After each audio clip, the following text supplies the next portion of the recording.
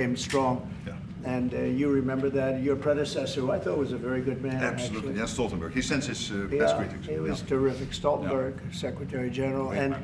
he made the statement that when Trump came in, the money started coming in like we never saw before. Hundreds of billions, actually probably close to $600 billion came in, and NATO became strong from that standpoint. And now we have to use it wisely, and we have to get this war over with, and you'll be back to a normal, much more normal life.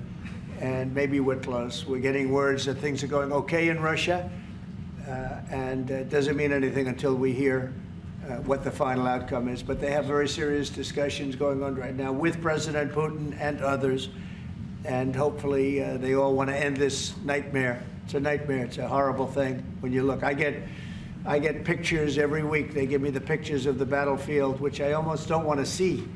It's so horrible to see young people laying arms and legs and heads laying all over the field. It's the most terrible thing that you'll ever see. And it's got to stop. These are young people with mothers and fathers and sisters and brothers and friends, and it's got to stop. So we hopefully are going to be in a good position sometime today to have a good idea. We'll have, we know where we are with Ukraine, and we are getting good signals outside of Russia as to where we are with Russia. And hopefully they'll do the right thing. It's really humanity. We're talking about humanity. We're not talking about the money. But then you add the money to it, and hundreds of billions of dollars is being spent and really wasted so unnecessarily. It should have never happened. So it's an honor to have you here. They picked a great gentleman. I'll tell you, I was so happy to hear, because you had somebody, Stoltenberg was really good, and you have somebody that's going to do an incredible job. And I was so much in favor of you. You have no idea. They had another person that I did not like. I was not happy. And I think I kept him from, you know what I'm talking about. I said, this is the right man to do it. And he really did. He was a great prime minister of the Netherlands. He did a great job. And that's what he's doing right now. So thank you, everybody, for being here. And it's a very great honor to have you. And we even have some of our great energy people here today, right? We have the governor, and we have Chris, Chris, right? Absolutely. He's supposed to be the most talented man in the world of energy, according to the governor. So I don't know if he's right. And we have General, you've been fantastic. Thank you very much. And we have a lot of good people that won't be so much involved with this, but they wanted to see what was happening. It's become a little bit of a show, but they wanted to see what was happening, and I think a lot of good things are happening. So with that, if anybody would have a question. Mr. President, on Russia. Please, go ahead. So Adam, Sorry. Steve Witkoff's trip to Moscow, you spoke about it. What sort of agreement do you hope he comes away from it with? Well, we'd like to see a ceasefire from Russia, and we have, not been working in the dark. We've been discussing with Ukraine land and pieces of land that would be kept and lost, and all of the other elements of a final agreement. There's a power plant involved, a very big power plant involved. Who's going to get the power plant, and who's going to get this and that? And so, it's not an easy process. But phase one is the ceasefire. A lot of the individual subjects have been discussed, though. We've been discussing concepts of land, because you don't want to waste time with a ceasefire if it's not going to mean anything. So we're saying, look, this is what you can get, this is what you can't get. They discussed NATO and being in NATO, and everybody knows what the answer to that is. They've known that answer for 40 years, in all fairness. So a lot of the details of a final agreement have actually been discussed. Now we're going to see whether or not Russia's there, and if they're not, it'll be a very disappointing moment for the world. Yeah. Vladimir Putin just said he is open to a ceasefire, but he does still have some concerns. He suggested that you two should speak directly. Do you have plans to speak to him soon? If Well, so, when? Are you confident sure. you can get this across the table? Sure. He did say that today. It was a very promising statement, because other people are saying different things, and you don't know if they have anything to really, if they have any meaning, or I don't know. I think some of them were making statements. I don't think they have anything to do with it. No, he put out a very promising statement, but it wasn't complete. And yeah, I'd love to meet with him or talk to him. But we have to get it over with fast. Every day people are being killed. It's not like, as we sit here, 2 people will be killed. Think of it. 2 people are going to be killed during this little period of time. Thousands of people a week are dying. So we really don't have very much time. We have to make this fast. It shouldn't be very complicated. Thank you, Mr. President. A representative of Canada, the finance minister are in town and will meet members of your administration during the day. Any chances that you will ban on the tariffs on aluminum and the ones that are planned for April 2nd? No. You are not going to change your No, mind? not. Look, we've been ripped off for years, and we're not going to be ripped off anymore. No, I'm not going to bend at all. Aluminum or steel or cars, we're not going to bend. We've been ripped off as a country for many, many years. We've been subjected to costs that we shouldn't be subjected to. In the case of Canada, we're spending $200 billion a year to subsidize Canada. I love Canada. I love the people of Canada. I have many friends in Canada. The great one, Wayne Gretzky, the great. Hey, how good is Wayne Gretzky? He's the great one. But we have, I know many people from Canada that are good friends of mine. But, you know, the United States can't subsidize a country for $200 billion a year. We don't need their cars. We don't need their energy. We don't need their lumber. We don't need anything that they give. We do it because we want to be helpful, but it comes a point when you just can't do that. You have to run your own country. And to be honest with you, Canada only works as a state. It doesn't. We don't need anything they have. As a state, it would be one of the great states anyway. This would be the most incredible country visually. If you look at a map, they drew an artificial line right through it between Canada and the U.S. Just a straight artificial line. Somebody did it a long time ago, many, many decades ago, and makes no sense. It's so perfect as a great and cherished state. Keeping "O Canada," the national anthem. I love it. I think it's great. Keep it. But it'll be for the state, one of our greatest states. Maybe our greatest state. But why should we subsidize another country for $200 billion? It costs us $200 billion a year. And again, we don't need their lumber. We don't need their energy. We have more than they do. We don't need anything. We don't need their cars. I'd much rather make the cars here. And there's not a thing that we need. Now, there'll be a little disruption, but it won't be very long. But they need us. We really don't need them. And we have to do this. I'm sorry, we have to do this, yes. Mr. President, Yeah. you have made it very clear that NATO needs to step up, although great progress has been made in your first mandate. How do you envision this new transatlantic? Are you talking about NATO stepping up? Well, NATO is stepping up through this man. This man is a man that only knows how to step up. And we have the same goal in mind. We want the war ended. And he's doing his job. He only knows how to do a good job. That's one thing. That's why I fought for him to get that job. Because they had some other candidates that I'll tell you would not have done a very good job. I need this part of the move for my family. So we'll get you a clip. We're going to get him a clip of that little last statement. The rest of the statements he doesn't care. Sir, how does this new transatlantic cooperation, how do you envision it? Well, that's one thing. I mean, you know, we're on the other side of the ocean. And they're right there. And yet we're in for $350 billion because of Biden. And they're in for $100 billion. So it's a big difference. And it's unfair. And I said, you have to equalize. They should equalize. They should have. It should have never happened where Biden just gave this money away. Now, as you know, we have an agreement with Ukraine on the rare earths and other things, and that'll get us something back, a lot back. It'll get us our money back. We're not doing it for that, though. I'm just doing this to get the war stopped. I'm doing it really to save lives, but at the same time, we were treated very unfairly, as we always are by every country. And we're in for very substantially more than the European nations are in for, and that shouldn't be. You know, they're much more affected by it than we are, because we do have an ocean in between. But I don't know. I think good things are going to happen. I really do. I think good things are going to happen.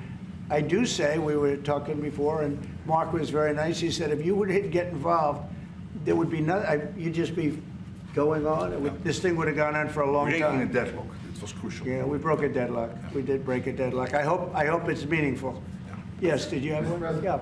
Yes, sir. Thank you, Mr. President. Amanda Head with Just the News.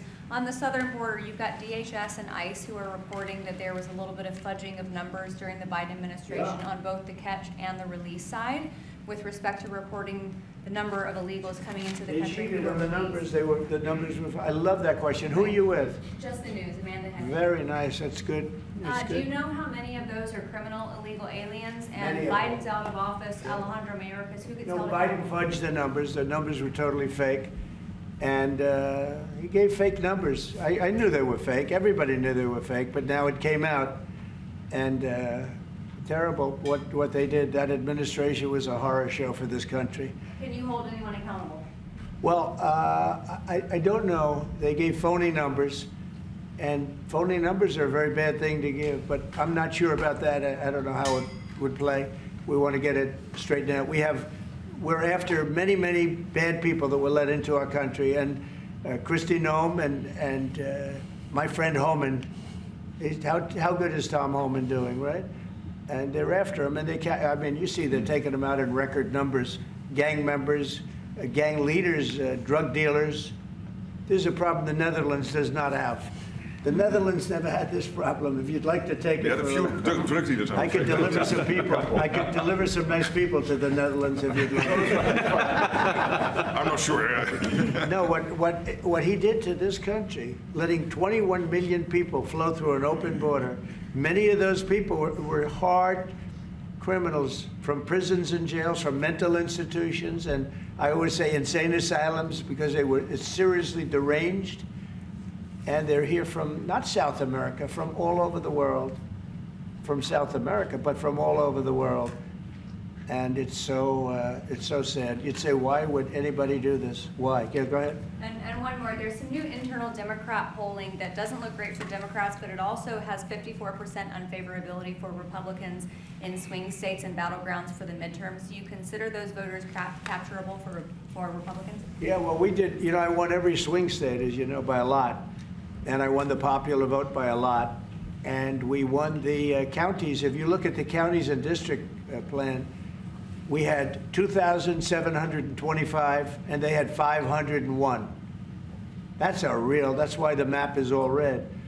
So we had a great thing. Yeah, I think winning from the Democrats, I saw, if you look the other night, I made a speech, and I introduced two young ladies who were killed, viciously, violently killed.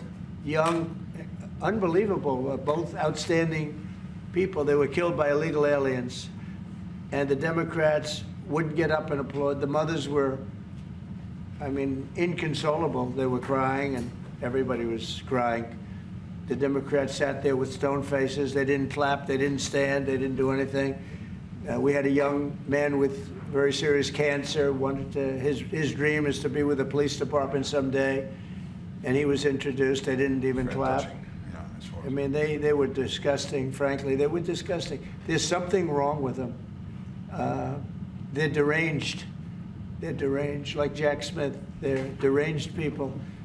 And I never saw anything like it. I'm standing up, and I introduced the mother and the parents of these two young girls that were just recently essentially killed, violently killed. And the Democrats are like this. It's so sad. And I saw this morning where one of them is pretty well known, one is arguing, fighting like crazy over men being able to play in women's sports. I said, gee, I thought that was tried. I thought that was about a 95%, I think it's a 95% issue. But in a way, I want them to keep doing it because I don't think they can win a race. And I tell the Republicans, I said, don't bring that subject up because there's no election right now. But about a week before the election, bring it up because you can't lose. And everything's transgender this, transgender that. You know, they have bad politics, but one thing, they stick together. You know, I wish, and the Republicans stick together mostly, but we have a couple that are grandstanders. You know, you always have grandstanders in life. But the Democrats, they have grandstanders, but when it comes to a vote, they do stick together, right? It seems like they'll stick together on the shutdown. Will that hurt Democrats going into midterms? Well, if they do a shutdown, and ultimately that might lead to very, very high taxes, because we're talking about a shutdown, we're talking about getting to work immediately on the greatest tax bill ever passed. That was the one we did. It was a renewal, and it's an addition to it. And we're going to cut people's taxes. And if we don't open, the Democrats are stopping all of these good things that we're providing. We're providing the greatest package of benefits that this country's ever provided. The biggest part of that's going to be tax cuts for the middle class and for businesses, small businesses, employers, people that hire people in jobs. And if it's shut down, it's only going to be, if there's a shutdown, it's only because of the Democrats. And they would really be taking away a lot from our country and from the people of our country. Mr. President, on tariffs, you made clear you're not backing down from this, but many American small business owners say they are concerned that these tariffs are going to hurt them. What's your message to them? They're going to be so much richer than they are right now. And we have many, yesterday General Motors was in, they want to invest $60 billion. The people from Facebook were in yesterday. They're going to invest $60 billion by the end of the year. Other people are talking about numbers. Apple, as you know, a few days ago announced $500 billion investment. They're going to build their plants in the United States, which, as you know, almost all of their plants are in China. Now they're building in the United States. Nobody, look, the reason is two things. Number one, the election, November 5th, and the other thing is tariffs. I think probably in that order. But Tim Cook came in and he announced 500, think of it, 500 billion, not million. 500 million's a lot when you think about it, right? But well, I would have been happy with 500 million, but it's $500 billion investment by Apple in the United States. And that's because of the election result, and it's because of the tariffs and the tax incentives too, you know, tariffs and tax incentives. And I've never seen anything like it. We have plants going up now in Indiana. We have plants going up in Michigan. A lot of plants going to be planned from. I'm trying to steer them to Michigan because Michigan got so badly beaten by, you know, what happened with Europe. You know, if you look at Europe, take a look at the EU. We're not allowed to sell cars there. It's prohibitive because of their policies and also their non-monetary tariffs. That's they put obstacles in your way that you can do nothing about. But if you take a look at what happens, so we sell no cars to Europe. I mean, virtually no cars, and they sell millions of cars to us. They don't take our agriculture, we take their agriculture. It's like a one-way street with them. The European Union is very, very nasty. They sue our companies. Apple was forced to pay $16 billion on a case that, very much like my cases that I won. They shouldn't have been even cases, but we felt they had no case, and they ended up having an extremely favorable judge and decision. But they're suing Google, they're suing Facebook, they're suing all of these companies, and they're taking billions of dollars out of American companies, many more than the ones I just mentioned. And I guess they're using it to run Europe or something. I don't know what they're using it for, but they treat us very badly. China obviously treats us very badly. Almost everybody does, and I blame past presidents, to be honest, because when I was president, we received so far about $700 billion from China over the years on the tariffs that I put in. No other president got 10 cents from China. And that was only beginning, except for COVID, I would have been able to finish the process. But we had to fight the COVID thing, and we did really well with it, but we had to fight. And then we had actually, as you remember, Mark, we actually handed over the stock market. It was higher than just previous to COVID coming in, which was sort of a miracle, frankly. We did a good job. But the tariffs are very important. And I think the psychology, there's great spirit. When Mark came in, he said, congratulations, there's a whole new spirit, there's a whole new light over this country and really over the world. Because you have somebody that, a whole group of people really, because I talk about this whole group, that we know what we're doing. And a lot of great things are happening. But I've never seen investment like this. Trillions of dollars is being invested in the United States now that would have never, our country could have failed. Another 4 years of this, what happened in the last 4 years, our country would have been a crime-ridden mess. And I don't know if you noticed, little thing they call it, but it's not a little thing if you don't have, if you like eggs and you don't have a lot of money. Eggs have gone down 25% in the last couple of weeks. We inherited that problem, eggs. Groceries have gone down a little bit. Energy's gone down. Do you want to speak to that for a second? Governor, would you just say a couple of words, you and Chris, about energy, what's happened? Well, happy to, but I think that Chris and I just came from CERAWeek, which is the largest conference in the world, so global leaders, people from the EU, officials from all the energy producing countries, all there, and all the global nationals, all the US.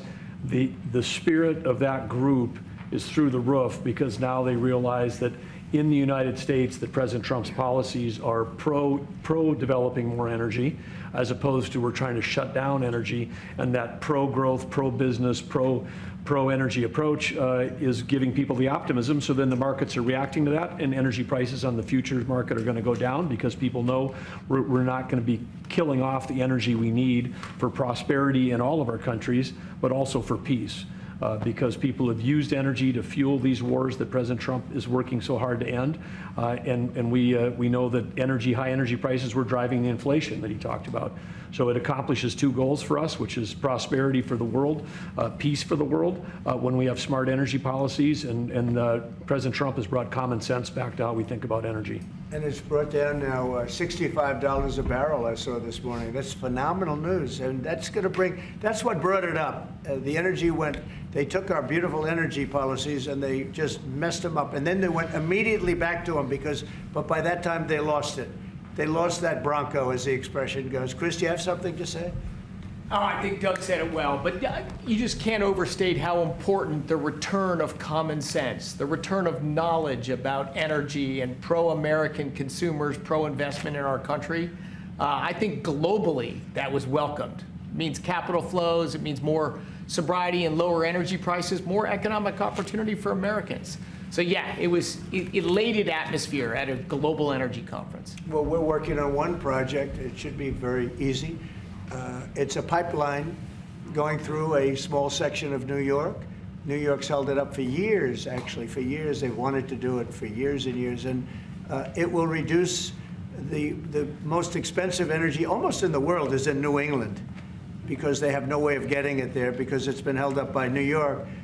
And the whole of New England and Connecticut and New York, the energy prices are through the roof. And this one pipeline will save per family $2,500 just on heating, and another $2,500 on everything else. So the energy, by just a simple pipeline going through an area that wants it, an area that's not a rich area, it's actually a very poor area, would create jobs and everything else.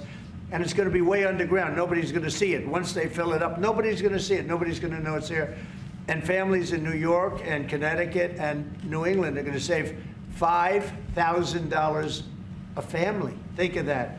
Because right now they have the highest energy prices maybe in the world, they say. New England is a disaster. So we're working on that. In fact, the governor's coming in, Governor of New York, Kathy Hochul, who's a very nice woman. She's coming in tomorrow morning at 9 o'clock to meet me on that and other things. Not only that, but other things. So I hope we don't have to use the extraordinary powers of the federal government to get it done. But if we have to, we will.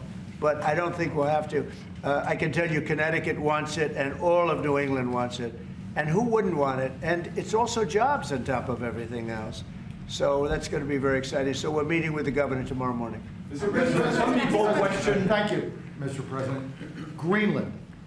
What is your vision for the potential annexation of Greenland and getting them potentially to Well, I think it'll happen. And I'm just thinking, I didn't give it much thought before, but I'm sitting with a man that could be very instrumental. You know, Mark, we need that for international security, not just security, international.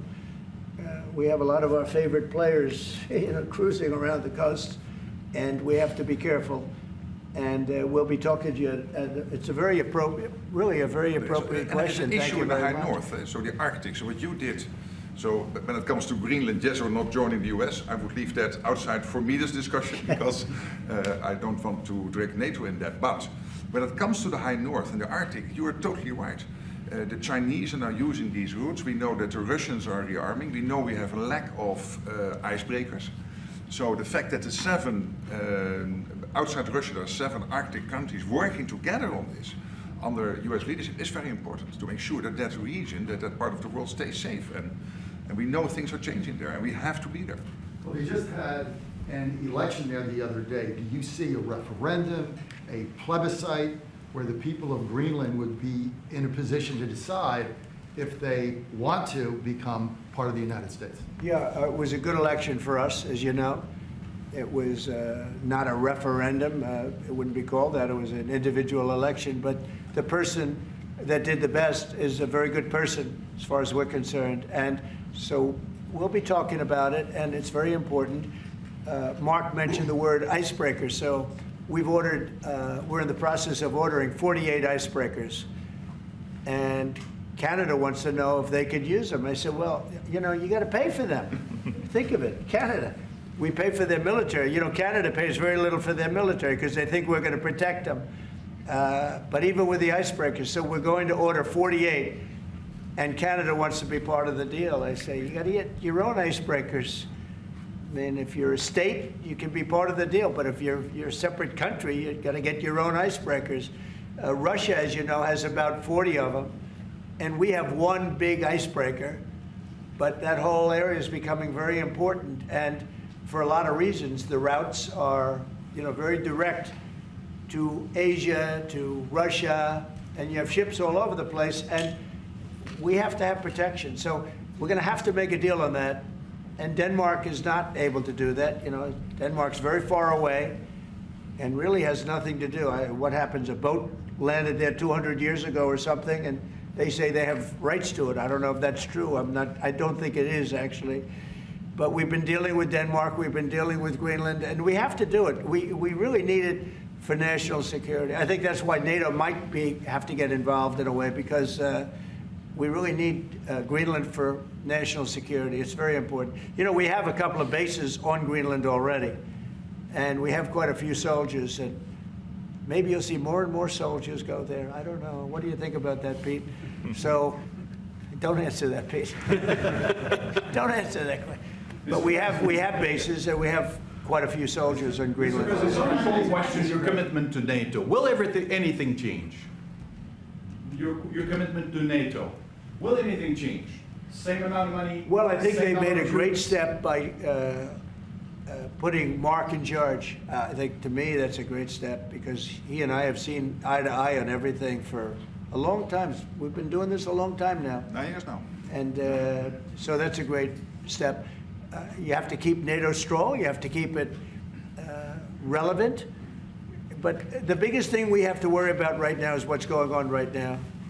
I think the rest is going to take care of itself. I don't see this happening. This was a fluke. This was something that, if we had a competent president, it would not have happened. The man was grossly incompetent. All you have to do is take a look at, he signs by AutoPen. Who was signing all this stuff by AutoPen? Who would think you signed important documents by AutoPen? You know, these are major documents you're signing. You're proud to sign them. You have your signature on something. In 300 years, they say, oh, look, can you imagine? Everything was signed by AutoPen, almost everything. Nobody's ever heard of such a thing. So, should have never happened.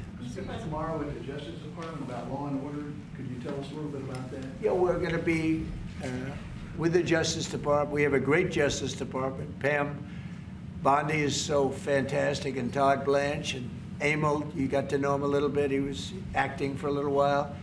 And some other people are incredible in the Justice Department, and I consider the FBI to be a part of it in a sense, and Cash is going to be fantastic, and all the people. Dan Bongino, I love that. I mean, I love that. I think Dan is great. I think we have unbelievable people, and all I'm going to do is set out my vision. It's going to be their vision, really, but it's my ideas, and basically we don't want to have crime in the streets. We don't want to have people pushed into subways and killed, and then the person that did the pushing ends up in a 15-year trial and gets off scot-free. We want to have justice, and we want to have safety in our cities as well as our communities. And we'll be talking about immigration. We'll be talking about a lot of things, the complete gamut.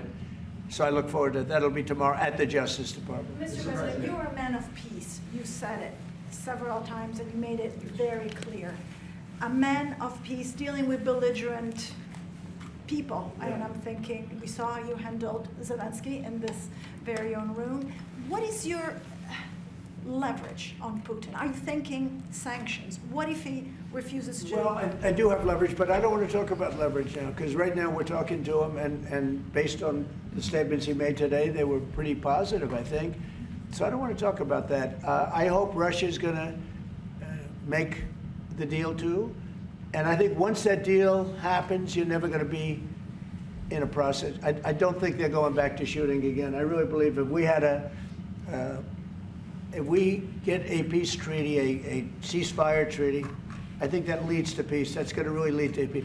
I don't think anyone wants to go back. They've been doing this for a long time, and it's vicious and violent. And I think if President Putin agrees and does a ceasefire, I think we're going to be in very good shape to get it done. We want to get it over with. That's why it was very important what I instructed everybody, including Steve, what we're looking for, to discuss concepts of land, concepts of power plants, because it's complicated. You know, you have a whole, you're sort of creating the edge of a country. The sad part is that country, if this didn't happen, and it wouldn't have happened, I don't know if they would have to give anything back. I guess Crimea, you know, I said it last time, Crimea was given by Obama. Biden gave him the whole thing, and Bush gave him Georgia. And Trump didn't give him anything. I gave him, you know what I gave him? I gave them javelins. And the javelins were very effective, as you know. I gave them nothing. 2019. And then also, if you take a look, I was the one that stopped the pipeline going into Europe. It was totally stopped. Nord Stream 2, nobody ever heard of Nord Stream 2 before I came along. But I got along very well with President Putin. I got along with most of them. I get along great with President Xi. I got along great with Kim Jong-un. I got along great with all of them. And we had no wars. We had no problems. We wiped out ISIS in record time. General Raisin Kane, and he wiped them out. And he was going to be our new chief, right? He's going to be the head of Joint Chiefs of Staff. And he's a highly respected man. He's going to be great. Pete's going to be fantastic. I have no doubt about it. We have a great team, really great team. Yeah, please. Go ahead, please. Mr. President, some of our allies have said that they're worried that they could be the next to be attacked by Russia. You've spoken directly with the Russian president. Yeah. Do you think those fears are justified? No, I don't. I think when this gets done, it's done. They're going to all want to go home and rest. I don't see it happening. Nope, I don't see that happening. And we'll make sure it doesn't happen. Not going to happen, but we'll make sure it doesn't happen. Yeah, go ahead, please. Leaders from Russia and Iran are heading to Beijing tomorrow to discuss nuclear programs. What do you hope to get out of that? Well, maybe they're going to talk about non-nuclear programs. Maybe they're going to be talking about the de-escalation of nuclear weapons, because, you know, I was talking about that with President Putin very strongly, and we could have done something had that election not been rigged. We would have had something. I think I would have made a deal with Putin on de-escalation, denuclearization, as they say. But we would have de-escalated nuclear weapons, because the power of nuclear weapons is so great and so devastating. And right now, Russia and us have by far the most, but China will catch us within 5 years. China doesn't have, but they're in the process of building, and they build. And within 4 or 5 years, they'll probably have the same. And by the way, this is a Republican tradition. Ronald Reagan, when he negotiated with Gorbachev in the 1980s about bringing down the number of nuclear weapons, it's what you have been doing your first term, and it is important. It would be a great achievement if we could bring down the number. We have so many weapons, and the power is so great. And number one, you don't need them to that extent. And then we'd have to get others, because, as you know, in a smaller way. Kim Jong-un has a lot of nuclear weapons, by the way, a lot.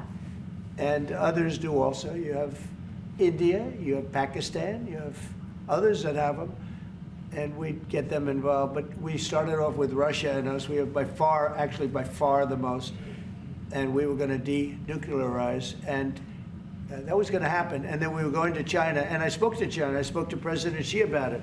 And he really liked the idea. You know, he'd like not to spend trillions of dollars building weapons that hopefully he's never going to have to use. and because they are very expensive also. So that would have been great. Okay, one or two more. There's been tension in the... Thank you. We're looking at an impending government shutdown Friday at midnight. Yeah. Democrats for 30 years straight have said if there's a shutdown, bad things happen. Do you anticipate direct negotiations yourself with conference leader of the Democrats, Chuck Schumer? If they need me, I'm there 100%. It's right now it's 2 or 3 people. If it shuts down, it's not the Republicans' fault. You know, we passed a bill where we had an incredible Republican vote. We only had 1 negative vote, a grandstander, you know, 1 grandstander. There's always a grandstander in the lot. But it was amazing. People were amazed that the Republicans were able to vote in unison like that, so strongly. If there's a shutdown, even the Democrats admit it'll be their fault. And I'm hearing a lot of Democrats are going to vote for it, and I hope they do. This is an extension. But ultimately, we want to vote for one big, beautiful bill where we put the taxes in, we put everything in. We're going to have big tax cuts. We're going to have tremendous incentives for companies coming into our country and employing lots of people. It'll be, I called it, in a rare moment, one big, beautiful bill. That's what I like, and it seems to be that's where they're heading. And we'll have to take care of something to do with Los Angeles. A place called Los Angeles almost burned to the ground. By the way, I broke into Los Angeles. Can you believe it? I had a break-in. I invaded Los Angeles, and we opened up the water, and the water is now flowing down. They have so much water, they don't know what to do. They were sending it out to the Pacific for environmental reasons. Okay, can you believe it? And in the meantime, they lost 25,000 houses. They lost, and nobody's ever seen anything like it. But we have the water. I'd love to show you a picture. You've seen the picture. The water is flowing through the half pipes. You know, we have the big half pipes that go down. 25 years ago, they used to have plenty of water, but they turned it off for environmental reasons. Well, I turned it on for environmental reasons and also fire reasons. But and I've been asking them to do that during my first term. I said, do it. I didn't think anything like could happen like this, but they didn't have enough water. Now the farmers are going to have water for their land, and the water is in there. But I actually had to break in. We broke in to do it because we had people that were afraid to give water. They were, in particular, they were trying to protect a certain little fish. And I said, how do you protect the fish if you don't have water? They didn't have any water, so they're protecting a fish. And that didn't work out too well, by the way. So they have a lot of water going down throughout California, all coming out from the Pacific Northwest, even some from Canada. Thank you, Canada, very much. I appreciate it. Next thing you know, they'll want to turn the water off. They want to charge us for the water. But it comes up from the Pacific Northwest, and it's a beautiful thing to see. I mean, it is brimming with water. Now, if they would have had that done, you wouldn't have had the damage because the fire would have been put out. The fire hydrants would have been loaded. The sprinklers in people's living rooms and bedrooms would have been loaded up with water. They had no water. The government makes them put sprinklers, and they had no water in the sprinklers because they had no water. So the water is flowing, and we're going to have to give a lot of money to Los Angeles to help them. And the Democrats are going to want to do that. So that's the one thing different. And frankly, I think that makes it a lot easier. But one of the big thing is we have the big, beautiful bill. We got to get that done. And that will put our country in a position like it's never been. It's a reduction of taxes. It's tremendous incentives for companies to come from all over the world into our country. It's great environmentally, but it's not this environmental scam that we went through, that we all went through. It provides for everything. It's a big, beautiful bill, and I hope we can get it approved, and that'll be next. But in the meantime, we have the continuing resolution, and the Republicans have approved it, and now the Democrats have to approve it, and I hope they will. And I think a lot of them, I can tell you, they want to. I've spoken to some of them. They really want to. Their leadership may not want them to. And if it closes, it's purely on the Democrats. One more? On Korea, sir, we've seen tension increasing in the peninsula. You've talked about Kim Jong-un. Do you have any plans of getting re-establishing the relationship you had during the first mandate? Well, I would. I had a great relationship with Kim Jong-un, North Korea. If I wasn't elected, if Hillary got in, you would have had a nuclear war with North Korea. He expected it. He expected it. And they said, oh, thousands of people. No, millions of people would have been killed. But I got in. We went to Singapore, we met. We went to Vietnam, we met. We got along really good. We had a very good relationship, and we still do. We still do. You don't have that threat that you had. I mean, look, when I was running the first time, it looked like there was going to be a war with North Korea. You know that better than anyone. Tensions were high. Yeah, and everybody it started off. was startled that you invited him for talks. Right. But you did. It started off very rough, and he wouldn't meet with Obama, wouldn't take his calls. I said, how many times did you call? They called a lot. He wouldn't take their call. He told me I wouldn't take his call. But with me, it did start off rough, if you remember. Very rough, actually, very nasty. That was a Singapore. And yeah, but then, no, before that, then it stopped. The rhetoric was extremely tough. It was. You had it a was a speech little in bit the UN, I remember. Yeah, that's right. It was a little bit dangerous. And then we met. They asked for a meeting, and we met. And the meeting caused the Olympics, which was in South Korea, to become a tremendous success. Nobody was buying tickets for the Olympics because they didn't want to be nuked. And I met, and not only did the Olympics become successful, but North Korea participated in the Olympics. His sister visited. It was an amazing thing. And that was something that was an achievement of the Trump administration, great achievement. And so I have a great relationship with Kim Jong-un. And we'll see what happens, but certainly he's a nuclear power. Okay? Thank you very much, everybody. Thank you. Thank you very much. Thank you very much. It is now the official level. You spent more time with the minister your predecessor. And it's really now. Well, I would say you passed the threshold. I think just now. Just now, I think. Just now, I spent more time with the minister. 4 years. Well, they'd ask a question, and you'd have 5 guys come and grab them and hold on. If they ever did that with you,